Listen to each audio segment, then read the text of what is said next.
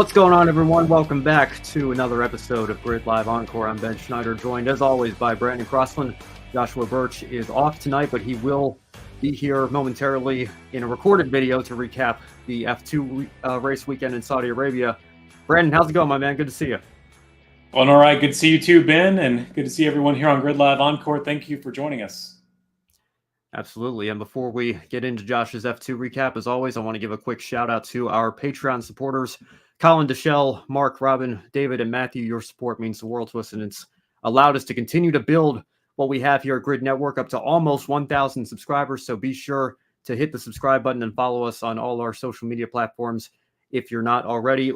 You can join those 6 wonderful individuals by joining our Patreon page if you like what you see tonight, or if you'd rather make a one-time investment instead, you can visit the Buy Me a Coffee link in the description box below, or if you're watching on YouTube, we now have Super Chats enabled as well. Now, like I mentioned, Formula 2 was back this weekend in Saudi Arabia, and a bit of a weird situation with the pole sitter Oliver Bearman, of course, getting the call up to run the Formula 1 race for Ferrari when Carlos Sainz was put into the hospital with appendicitis. Thankfully, he is on the road to recovery, but it was a great drive for Bearman in the F1 race. There was still, however, an F2 race weekend to go over, and Josh is here to help us do that right now. So here he is. Another weekend of Formula 2 action then, and it starts on Thursday with qualifying.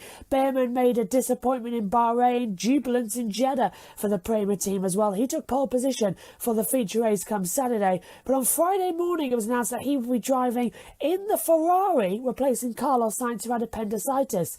Now, in days gone by, we had drivers like Jim Clark, Sterling Moss, famously doing Formula 2 and Formula 1 on the same weekend.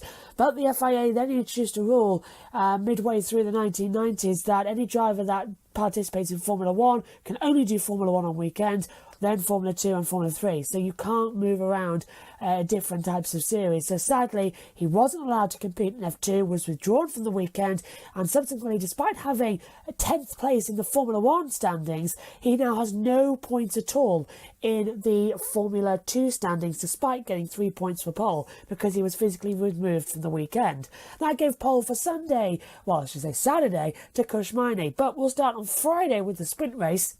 Antonelli, of course, Bearman's teammate, had a slow start. Martins went into the wall at turn number 1 on the opening lap, brought out a safety car, hit the wall on his own. O'Sullivan, Colapinto, they both stalled on the line as well, resulting in nearly a red flag, but they had to bring the safety car out. These new clutch systems not working well again in Formula 2. Haugen Hajar battled for several laps, well over podium positions. Cordial stalled after a spin at turn number 1 as well at the exit, tried to loop it back around, stalled the engine. Again, the clutches, that brought out another safety car. Crawford raced hard and made a move down the inside line in turn 22. They're one of the fastest points on the track. Fantastic move, didn't go in the wall either.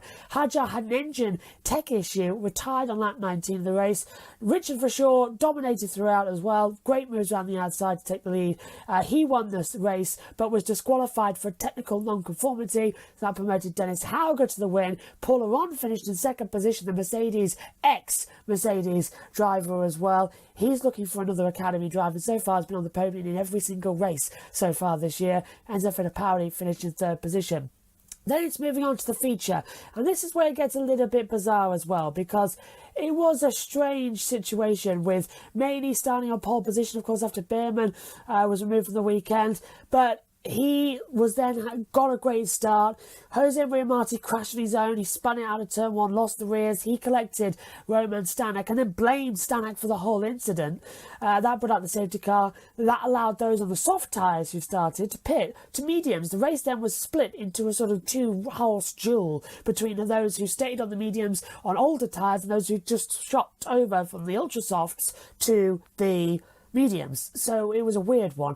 Colapinto spun at turn 1 on lap 15, stalled the car, again the clutches. That caused a safety car, but the perfect timing for the top 3 who were on old medium tyres and could make it to lap 28 if they pitted for ultra softs. Now, the top 2 at the time were Correa, Cordial and Barnard. Cordial and Barnard did swap over. Correa didn't though, saying it would be better to wait for maybe another safety car. That never happened, and in the end, sadly, because of the tyre temperatures as well in the ultras, all 3 of them ended up losing points claim positions. Hadjar retired on the same technical issue he did in the sprint race, so he has no points at all for this weekend.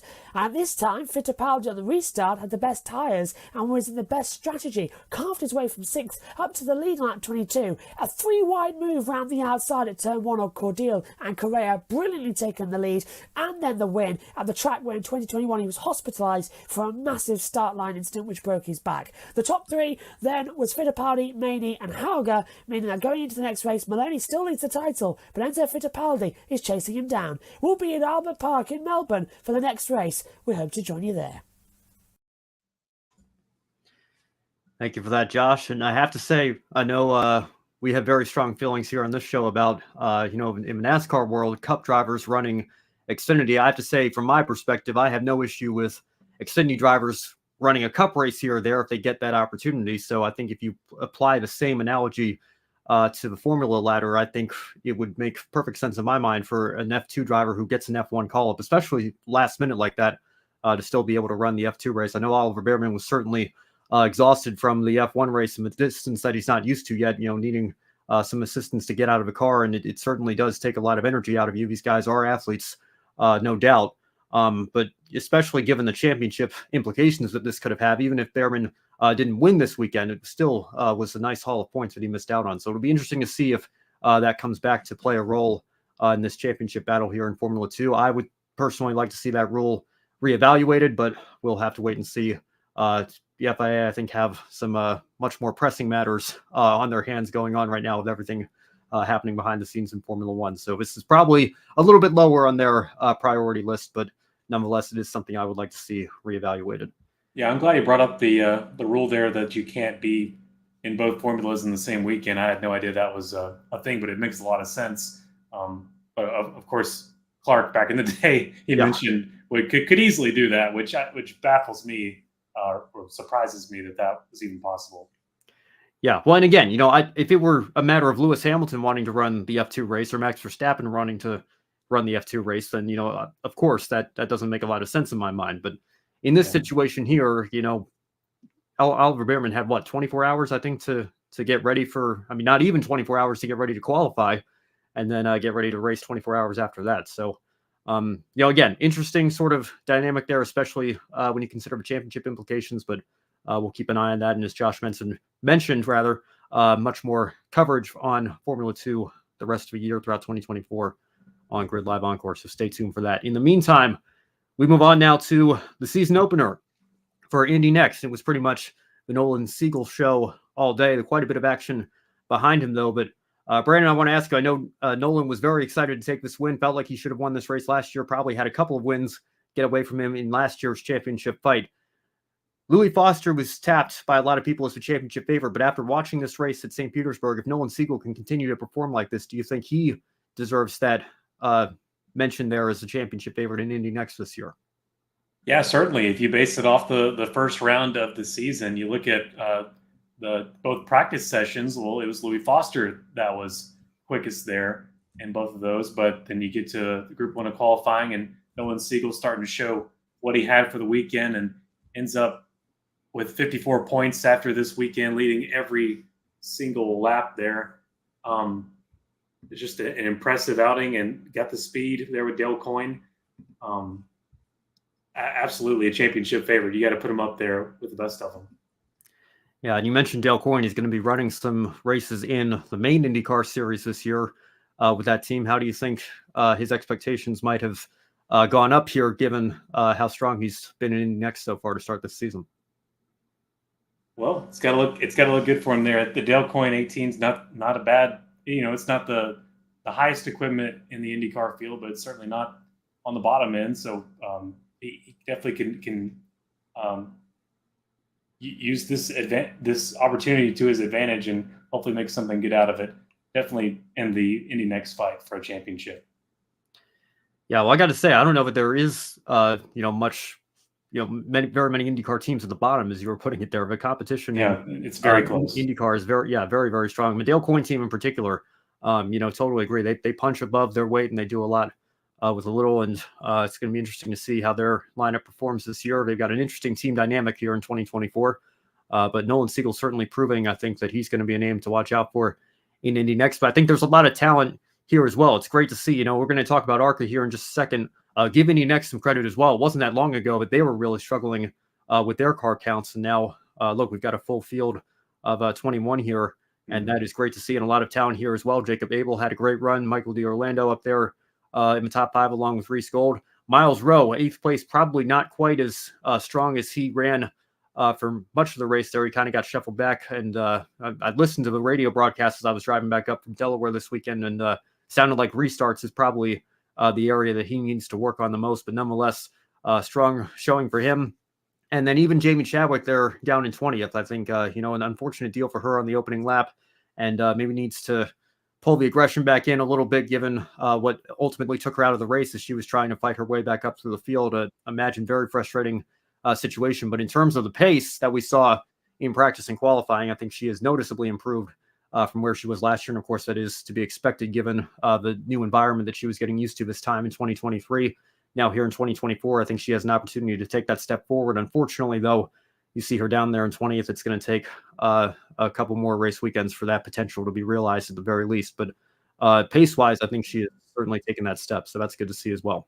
Yeah, it's a real shame there for Jamie not to be able to capitalize after the unfortunate outing last year at St. Petersburg. She had like 1, 2, 3 hits into the tire barrier in turn 4 and was really having a struggle. But like you said, with the pace she was showing this year, it's sad that we weren't able to see maybe what that could have come out with.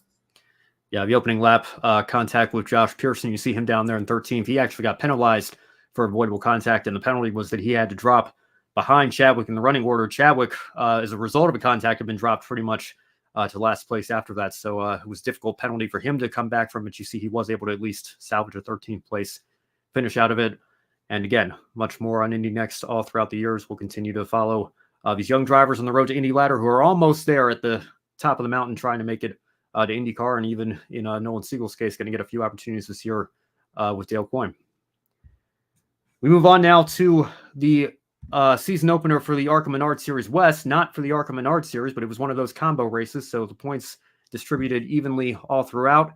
And I got to tell you, the rest of the field better be thankful that William Sawalich is not 18 yet and can't run full time, because he is certainly going to be a threat every race, every big ARCA race that he gets into, that 18 car. It's no surprise to see him up there in P1.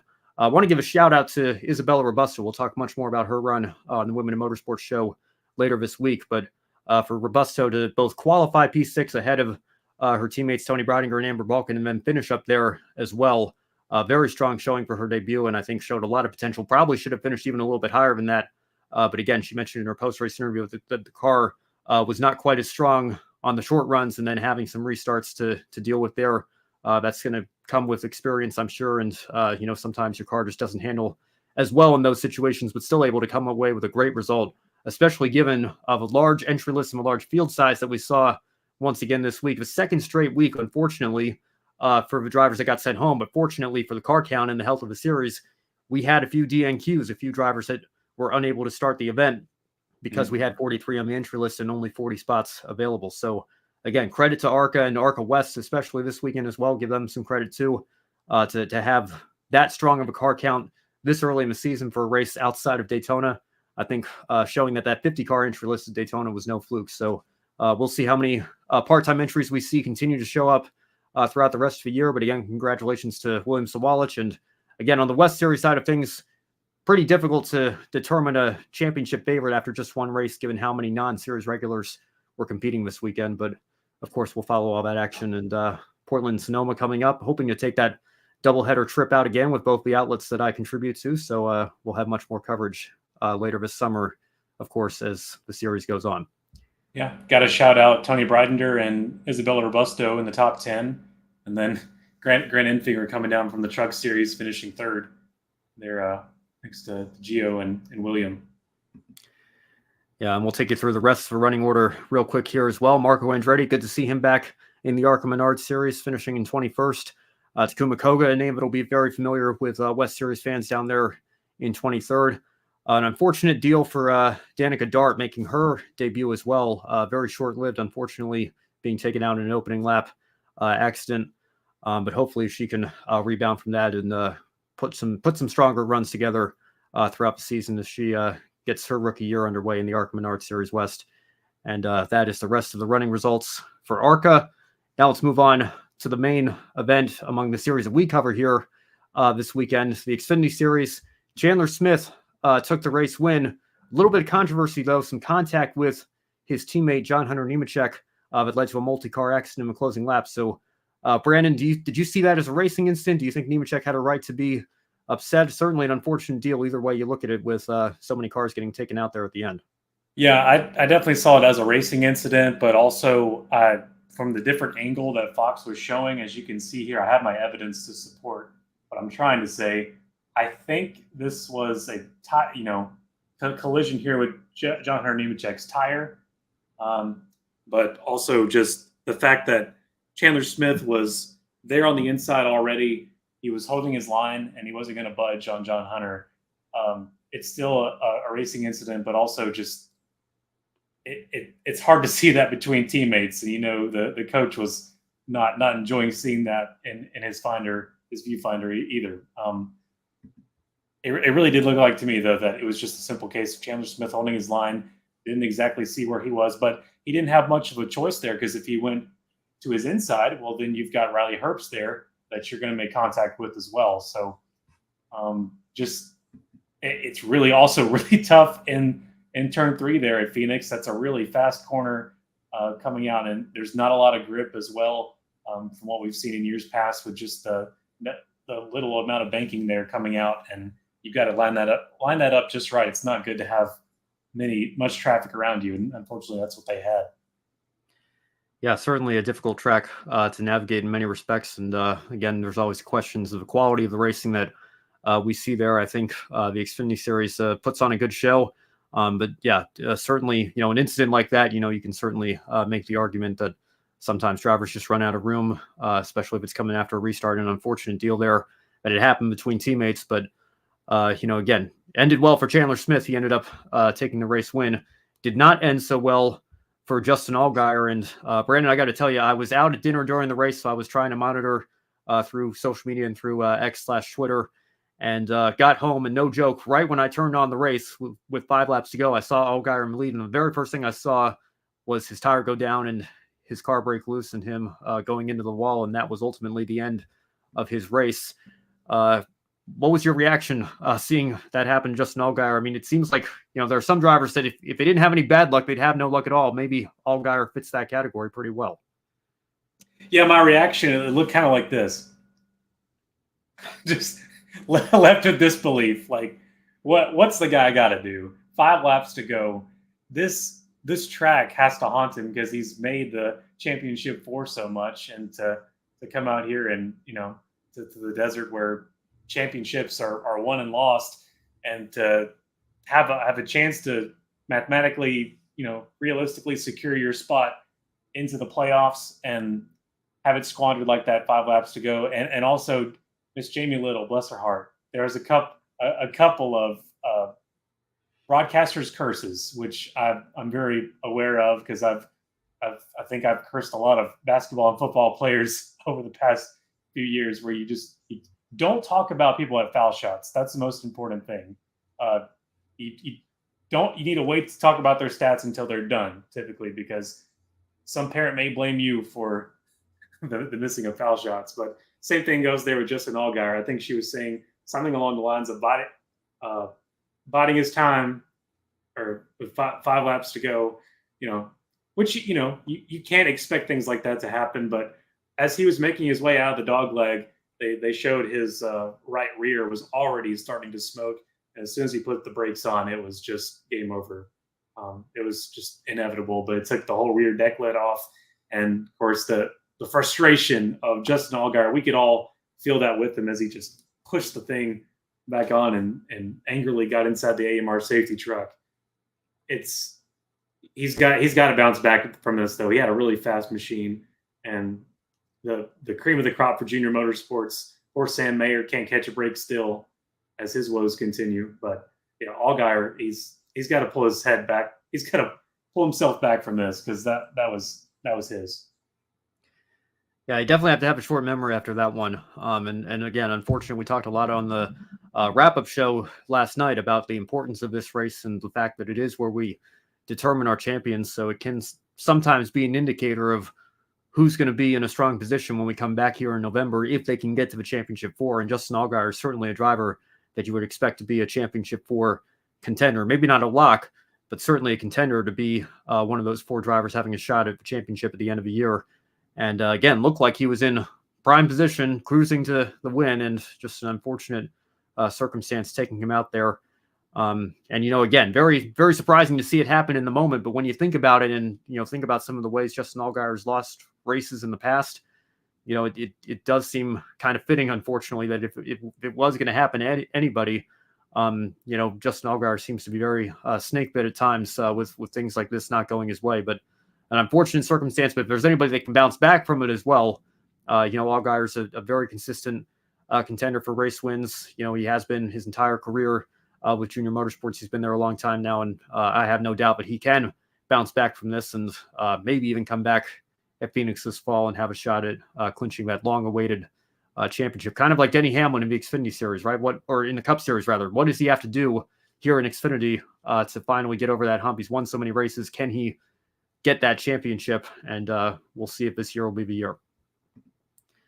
Now, speaking of a championship, let's talk about a couple of early favorites here. Chandler Smith, of course, won the race. Austin Hill, you see him up there in fourth place as well, the winner of the first two races, to start the season. Brandon Smith and Hill are both yet to finish outside the top five through the first four races. They're the only two drivers that can say that, and they're also the only two series regulars that have wins through the first four races. Of course, Nemechek got the win last week in Las Vegas, but he's running for Cup points instead. So when you look at these two drivers, do you see them as the two clear early championship favorites? Is there another name that's maybe popping up the screen to you? If you had to pick a way too early championship four here, what would your picture look like? I think Chandler Smith has pled his case here by winning at Phoenix. Granted, he did have, and my wife will love that I said the word granted because I think I inherited that word from her. But I think he cut a good break there for winning this because of Allgaier being taken out, and then also John Hunter Nemechek being out of the count there. I think Chandler Smith caught a big break to get this win, but still had a lot of speed, won the first stage, was clearly one of the dominant factors for the short track that we're here at, which is, in my opinion, it's a little more of a hybrid. I'm looking more forward to, I think, Circuit of the Americas is next, if I'm not mistaken. The big three we're about to see here for the Xfinity Series: Shane Van Gisbergen, Parker Kligerman, and AJ Allmendinger. That's going to be hopefully a fight for the ages when we get to Austin. And I think that then will fill out maybe one or two of my other championship four slots out of those folks, because I know Parker Kligerman has shown speed, at least last year, not only at the road courses, but at some other places as well. I'm still kind of early on Jesse Love. I know the hype train is going pretty big over at RCR for the two car. It's still, you know me, it's still really early to have a solid pick on this. I mean, you can also look at the 18 of Sheldon Creed. Of course, still has yet to show us that he can win a race, but he's been awfully close plenty of times. He's always somewhere up there up front, and he's got to have a chip on his shoulder with the new guy showing up in the ride that even his teammate didn't want him to be there last year, and even the owner didn't want him to be there last year. Oh. And we were so hoping that, well, not kind of tongue in cheek, that Sheldon Creed could win a Daytona when Andy Petrie was up in the booth for the Xfinity Series call. That was kind of close. Yeah, championship four right now, it's still really close. I like Austin Hill being there. I like Chandler Smith being there. How could you not? Cole Custer, definitely a big a factor there. I hadn't mentioned him yet. Stuart Haas. He's Ford's only hope that I see. Xfinity, it's been pretty dry for Ford Performance in the past few years. I'm looking at, so I guess if I had to make one now, Chandler Smith, Austin Hill, Cole Custer, and one of those big three from the road course ringers. Right now, I guess I'll say AJ. but I don't know. It's interesting. It's been a quieter start in AJ's return to full-time Xfinity competition. You see him down there in 18th place. And again, he won 2 regular season championships with colleague. He made the championship 4 in 2021. Shockingly didn't make it in 2022. That was like Kevin Harvick missing it in 2020 with how remarkably consistent he was and how many races he won, but he just did not have a good round of 8 and unfortunately took him out of contention there. But Phoenix, I feel like, has never been one of his stronger tracks. That's why I would be a little bit hesitant to pick him for the championship if he were to make the championship 4 again, which I have no doubt he'd be very capable of. But an interesting dynamic at colleague this year. He's got a new teammate in Shane Van Gisbergen, as Adam mentions here in the chat, second top 10 finish this year. He's done quite well so far. Brandon, we've been talking a lot on this show about SVG, and there he is up there again, on an oval, a style of racing that he has virtually no experience with. And here he is right there in the mix for a top 5 result there, very close to it. I don't know. I mean, we've put these predictions out here before. You're starting to think maybe the possibility of SVG winning an oval race is very real right now at colleague racing. Yeah, for sure. Yeah, wouldn't put that past him. I think he's learning at an exponential level. And, I mean, heck, we could see him winning at Martinsville or something. I don't know. The way he's positioning himself there. Thank you, Adam, for that. Yeah, second top 10 finish of the year. You can't overlook that.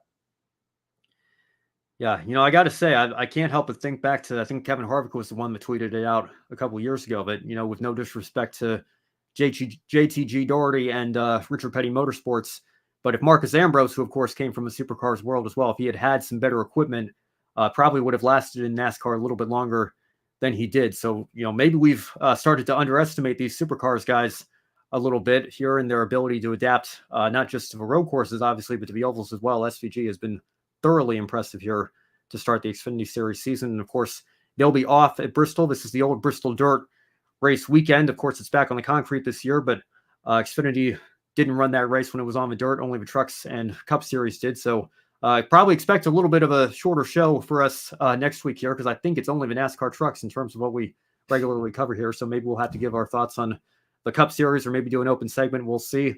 But Xfinity is off. But as you mentioned, Brandon, next race is a road course. So I think it could be a battle between those colleague teammates, Van Gisbergen and Allmendinger, for that race win.